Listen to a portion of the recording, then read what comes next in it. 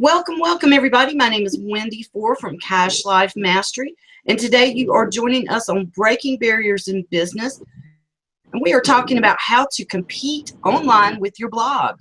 And joining me today, guys, is my co-host. She is the traveling lady today, Chef Katrina. Hello, hello. Thank you guys for having me on. Wendy, this has been a Hold lot on of just a second. We've got some background noise going on. Or the toilet at a party.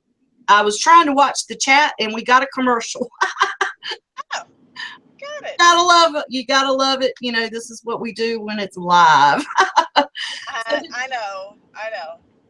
So today, guys, joining me is Chef Katrina. She is actually traveling, but our dedication to you guys, I'm about to lose my voice. She's on the road, but we're here because it's that important to show up, guys. We really want to get the message out to you about the things that you need to do with your blog so you're making money and you're in profit and you're not writing all those words and taking all that time and not getting anything out of it. So that's the purpose of the reason we do Breaking Barriers in Business show, and we bring you all this information. And I'm going to let Chef take it away because she is on the road and, you know, we may lose her. So who knows? Oh, you're not going to lose me. You're not that lucky. No. So when we talk about what you need to be doing for your blog, what's the success rate, what makes a profit, you know, there's so many different elements, and you're going to hear, and I want to make sure you guys are well aware of this too. You're going to hear many different things from many different people, right? Every guru out there has something a little bit different on how they've made their money with their blog. And there's really, this is going to sound bad, there's really no right or wrong way to blog, right? I have seen blogs that I have looked at and go, I have no idea how is it you're still making money, right? You know, I hear all these people coming online and talking about, well, I use this strategy with my blog. I use this strategy with my blog. And they're so different. And I think that it's more about your personal audience. You got to find out what works for them. It's true. You really do. You have to find out what works for your audience. You've got to figure out who your audience is, right? A lot of times we get into the world of blogging and we think, oh, we'll just blog. And that is like a shotgun approach to being online because you don't know who you're talking to. You don't know how to speak to them, right? That's the bigger issue. It's not that you don't know who you're talking to. It's that you don't know how to speak to them. You don't know how to speak to them in the language or in the skill level that they're at, right? So to successfully blog, first and foremost, Wendy, the number one thing you need to do, if you're going to really want to take your blog to the next level, if you really want to be able to create a 4, 5, 6-figure income with your blog, you have to own your blog. Like, it's not even negotiable. And exactly. So many times I see everybody going, well, I'll just have somebody else, you know, I'll just have this Wix site or this other site or this whatever site build it for me. The problem is you still don't control your number one asset. You don't. Like, you are handing it off to somebody else, and in doing that, you guys forfeit so much of your business, so much of what you're able to do, right? Wendy, one of the platforms we like, or one of the systems that we like, when you buy you want to buy your own domain name, right? Purchase your domain, make the investment for $3, $5, even if it costs you $120 to get your domain name, it's worth it. Absolutely. Right? Absolutely. If you control your website's name, that's the money, right? Whoever controls, so think of it like this way: sports athletes, the first thing they're told to do when they get, you know, start getting famous or anything else is they're told to grab their name on social media, right? I'm a huge advocate of The Voice. I love watching The Voice. And one of the first things they do when the top 10 get on there is they make sure they have a Twitter handle. They make sure they have their Facebook page. I mean, it is them and them alone, right? And speaking from experience, I'm not even that popular. And I have had my Instagram account name stolen from me and some weirdo try to sell it back to me. So, you know, like I said, I'm just becoming known in this social media marketing world, but this was last year when I was barely known in the social media marketing world. There are people that are cutthroat out there, and if they see that you're trying to build a business, they're trying to make a buck. They're going to go out there, they're going to grab your name, and then they're going to try to sell it back to you at 50 times what it's not worth, you know? Yeah, well, it's one of the reasons for those that you ask, like, why is there a "the" in front of Chef Katrina? And honestly, the reason for that is because if I want to purchase Chef Katrina right now, it's going to cost me about 10 grand, right? Because Yeah. someone's trying to barter and sell me my domain name, right? Yeah. That person is looking to broker off my success. So, I may end up having to purchase, a significant amount of money to get my domain, but that's something you're going to have to do, right? So before you step foot out there, before you do anything, my number one thing I can tell you guys is to absolutely grab your social media, right? Grab your domain name, grab your social media, make sure it's all congruent. That's the other thing too, Wendy. You can't have your website be one name and all your social, and then your Facebook be one name, your Twitter be one name. Like, there's that inconsistency, that incongruency will actually make it harder for people to find you online, and will actually break down trust because they don't find you in the same name. Like, we like familiarity. Yes, We like exactly. everything to be the same. We want to know that what we're getting or who we're talking to is the same person. And a lot of times we associate trust by online, same image, same username. And, guys, a lot of people talk about brand yourself or brand your business. And, I totally agree. Most people will point you to branding your own personal name. But like in the case of Chef and I, we've branded a business name. I'm Cash Life Mastery all over all social media, Yep. except for Instagram. I have a 1 behind it. Dadgummit. And then, Chef Katrina is the Chef Katrina all over her social media. So it's okay if you're branding a business, but just like she said, be consistent. Have that same name everywhere. And as soon as you come up with a name, get out there, get on every platform you can possibly find, even if you don't use it right now, and at least sign up with that name. That was my mistake. I didn't think that I would be using Instagram ever. The platform didn't interest me at the time, and that's how mine got stolen. Yeah, and that's the other thing too. Like, I used a service called, I think it's OnlyWire. Yes. What I was using, or there's another one out there that gave you all the websites you were ever going to need. So what I did when I got that service is I just went in and set up all my accounts, right? And every time I hear of a new account, new something coming out there, right? Hey, this is a new social media. Whether I want to be on that platform or not, Wendy, I go over there and I just create an account. Exactly. Right? Not that I want it. Not that I want to be over there. Not that I want another flipping social media. But I do it to keep the integrity of my brand. Right? I want to keep my brand integrity. I don't want somebody putting something out there about myself. One of our good colleagues and one of our mentors, Kate McShay, just got her Facebook page hacked. Oh, wow. That's right. I remember seeing her posting about that. Yeah, so someone came in and hacked her Facebook page. So, I mean, there are people out there. Then there are people that they have like nothing better to do than to try to, what they think is take someone down for their success because they couldn't get it themselves. Right? Yeah. And guys, I'm going to be the bearer of bad news around this, but Wendy and I work our ass off to get where we're getting to, right?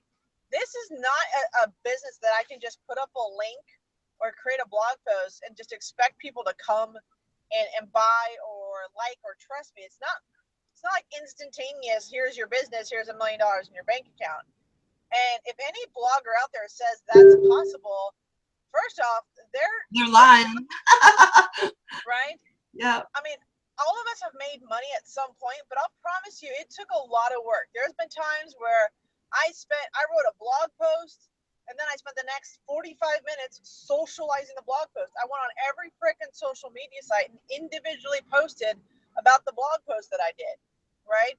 Because I didn't have the money to be able to do all these syndication sites and everything else. So there was a lot of work being done behind it. There was a lot of watching other people and trying to piece together the puzzles. But man, it was hustle time. Like there was nothing sitting back going, well, they're going to do this for me, or, well, I don't have to do anything. Like if you sit back and expect everybody to do everything for you, and this is also was one of my mindset issues I had with network marketing, Wendy, is I was like, oh, I'll just go find 3 people that are like going to be awesome and amazing and just have them do all the work and I'll reap all the money. Right. And I admit I had that mindset, right? I thought, well, I'll get other people to build my business for me. Nobody is going to build your business. They'll build their own business, but they're not going to build crap for you. Right. So it's about just staying consistent. And if you're going to want to make money with your blog, then first off, make sure you own your domain. Make sure you have that one. Get a good hosting site. And I'm going to totally tell you guys, stay away from HostGator. Like I have not, the amount of issues that I'm seeing with the company that I'm working with is absolutely insane. Like it's just ridiculous. You know, I've been using iPages for, God, probably about 4 or 5 years now. And I have never had any problems with them. They're easy to work with. So guys, if you're looking for a good hosting site, I totally recommend iPages just because they do have really good prices. Like they have specials and stuff like that all the time. But they're really customer service. The customer service is really good. And that's where it matters too. Yeah. It really matters. I totally agree. And so it's a matter of making sure you stay on task. It's the make sure you get a good hosting site. And then Wendy and I have discovered, and this isn't for everybody. I know a lot of different web designers out there that have used different platforms. There's another one out there called Drupal, which I have a good friend of mine that absolutely loves, builds, and plays with. But I'm still a big fan of WordPress. And you know what? There is a learning curve. Wendy, Oh, yeah. every single time you guys learn something new, there's a learning curve. Like it just doesn't stop, right? So learning how to use WordPress on your site and getting that all set up, it's going to be a learning curve. There is going to be some time where you're going to get frustrated, like Wendy and I have been in the past, and we want to throw our computer across the room. Absolutely. Welcome to the world of entrepreneurship, right? Like if you never felt the need to throw your computer across the room, if you never yelled at your computer and got mad at it, well, then you really haven't been in the mode of building your business. You're not working if you haven't wanted to just take your desktop and shove it out the window. Yes, exactly. But you know, it's just a matter of staying on task. And then again, we talk about, you know, the structure of a blog. Keep your blog posts as if you want to read them, right? So I have people that'll tell us, Wendy, that we need to have, 2,000 words on a blog, right? That we need a long blog. It needs to have lots of information. That's what Google wants. That's what the websites want in order for them to be happy. And in all honesty, those types of blogs drive me insane, right? I don't like it when it's too long. I'd rather watch a short video and maybe have a little bit underneath it to read. So you got to look at who you are and what you like to read, because that's who you're going to attract to you, right? There are people that are out there that love reading through blog posts like that. They absolutely love, it's like consumer information overload. They want more. Me personally, I like it short, sweet, to the point. Honestly, the minimal amount of words you can have on a blog post is right around 300. It is just a couple of paragraphs, right? But it's just enough information to capture your audience attention, make Google love you. I'm gonna try to sneak past this guy. So there are definitely some things to look at. But you guys don't go crazy. Figure out what you like. Some of you guys are gonna love doing podcasts. And the beautiful thing about that is you can take a podcast and plop it onto your blog. Like that is like really easy. So you don't ever have to be in front of the camera. You can be just a voice, which is awesome. Some of you guys will love video and be like, oh, how do I get my Facebook lives on here? How do I get my YouTube lives on here? That's awesome. Like do a video. But my one cautionary tale for everybody is introduce your content. I think the hardest thing I have with a lot of content I see out there that's on a podcast or video is that there's no introduction to the content, right? Yeah, They it's just just like put up, a title yeah, to the show, and you don't really know what you're about to listen to. right. So my request is that if you're going to do that, give them an opportunity to know what they're looking at, right? So introduce what they're about to see or read. And then even better is recap a little bit about what was in the video. Give a couple of bullet points about what you talked about inside the video or the podcast to tease them into that content. And so if that's what I'm saying, if you're doing video or podcast, if you're using that type of a style of a blog, you really want to make sure that you are not separating anybody out from your world, right? Especially the followers that want to read this content or watch it.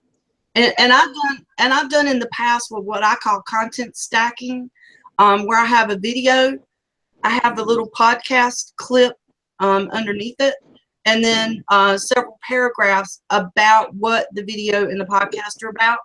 So that way people can consume the information any way that they want. And that's a lot of work, guys. I'm not going to lie to you. But yeah, it affords your viewers a way to consume it in the way they want to consume it. They can listen, they can watch, or they can read. well, the other thing behind that too, Wendy, is that the search engines also rank your content based on how long viewers stay on your page. So if you can entice them to listen to the podcast on your page or watch the video on your page or read a long blog post, every moment they stay on your blog increases your exposure and helps you rank better in the search engines. So that's another reason why, like Wendy and I talk about, content stacking or doing something like that. Is ideally we want them to stay on the page. We don't want them to be on there like for 3 seconds and then leave, right? We want them to stay on there, consume the information, maybe click on another link, go read another article. Like that's what we want them to do. So that's why Wendy and I talk about, doing video, doing podcasts, stacking content, writing content around there, because it's all about engaging the reader and keeping them on your site. Yeah, and like she was saying, link back to old content. If you've been writing for a while and you're writing something new, but you wrote something similar a year ago, link back to that because that keeps them on your site reading an old post. Yeah. That's another, like, linking internally is some good strategies for growing. And then so in this, guys, if you write a blog post, this is always something that when I talk with new clients, they're like, okay, I wrote a blog post and nobody's commenting, right? Or no one's coming to my site. This is pretty typical, right? This is what happens when you first start blogging because people don't know what you're doing yet, right? So what you have to do is you just have to stay consistent. You have to build your blog as if, like, your vision has to be that there are 1 million people reading your blog. So you continue to write, not for the people that aren't commenting, but for the people that are going to be commenting on your stuff, right? You're going to want to just keep writing and blogging for the person you're going to grow into, the brand you're going to go into, the leader you're going to grow into. And, that sounds really scary. Trust me, I know. But staying consistent, staying in that world, recognizing that every successful person has had a very, very slow or very uneventful beginning, right? There's no blog post, there's no comments, there's nobody engaging with people, nobody likes me. Nobody loves me anymore. Right? Why won't they comment on my stuff? This is like, I think this is brilliant. Why doesn't anybody else? Because you know what? They may be busy. They may have seen your blog while they were at work. You just couldn't read it right then and there. Maybe the kids started screaming in the background. Maybe they had to go and take care of their dog who was, beating down the door saying they had to go to the bathroom. Like, you never know where people are at when they're reading your content. So don't make it that it's about you. Understand that the only thing you can do is continue to produce content, continue to get your blog out there, and really work on making a difference. Yeah, and guys, I'm the world's worst for doing this, but I do try to go back and comment and as soon as I can. But I love to listen to people's content when I'm cleaning the house.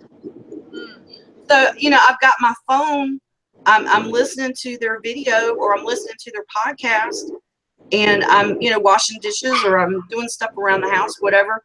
And sometimes it's just not convenient to stop and comment and like. But like I said, because I am a blogger, I do really try as much as possible to go back.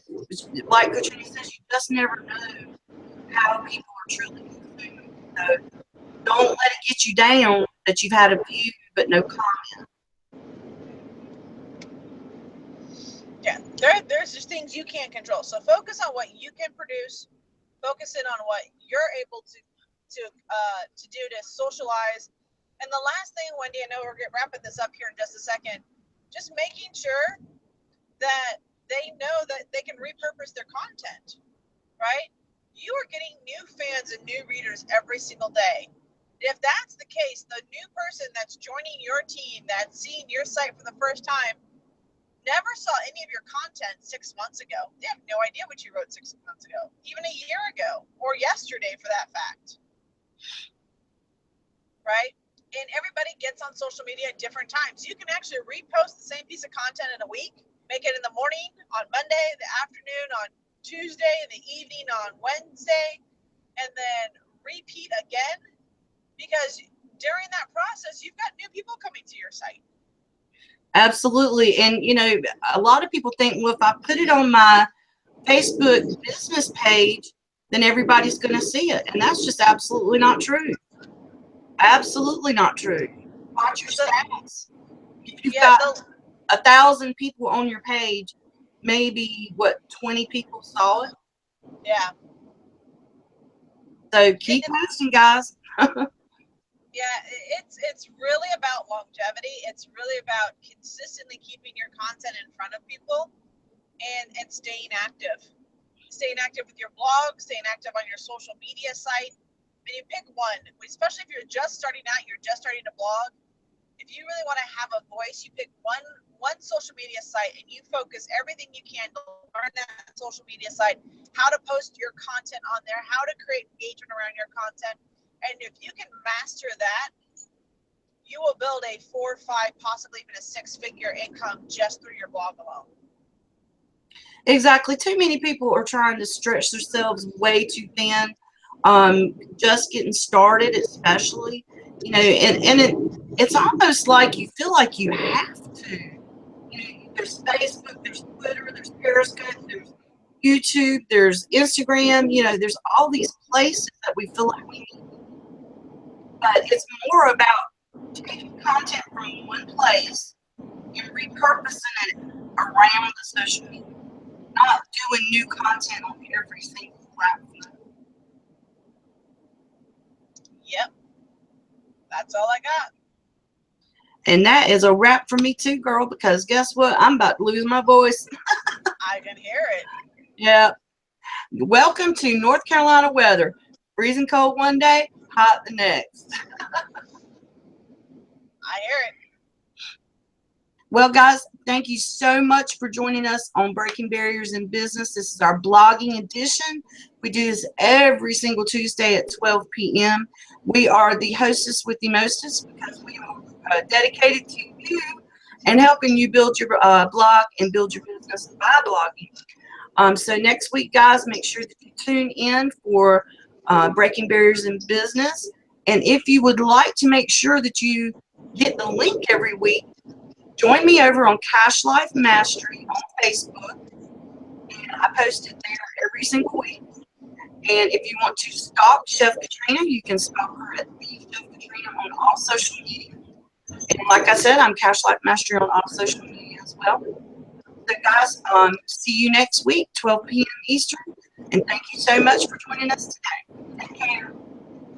Bye, guys.